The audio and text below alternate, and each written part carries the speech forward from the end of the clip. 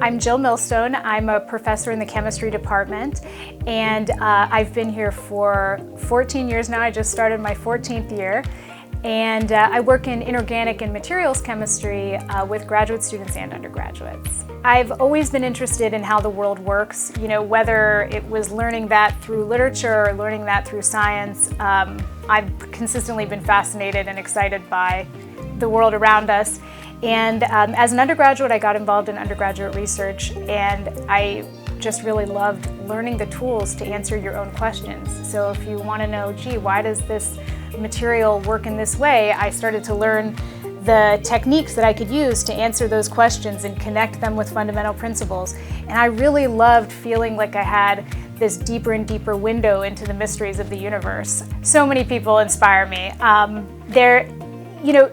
I think when we talk about inspiration, I think a lot of times we're talking about who do we admire, what is it that, kind of keeps us going.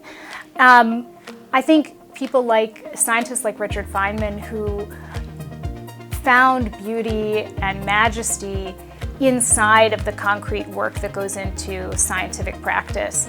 And so I'm inspired by the rigor that can come alongside awe, and so that was people like Feynman and Carl Sagan.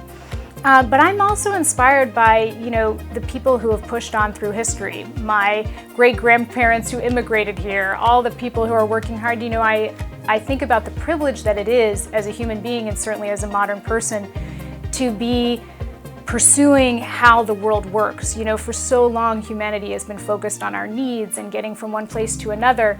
I'm inspired, and I'm also motivated by the gift that it is to get to do this work. We study how do materials form, how can we make those processes of synthesizing those materials efficient, sustainable, and precise, so that we can develop new materials to meet new challenges that we have, whether it's figuring out how to harvest solar energy in a different way, or make the conversion of oil into shampoo more efficient. Whatever the case may be, if we can develop materials to solve those challenges, then we've made a big contribution. And that all starts with, how do these atoms come together? And that's what we study. I appreciate the clarity. Science has a very systematic way of evaluating information. And so much of human life is muddy. You don't know, could be this, could be that.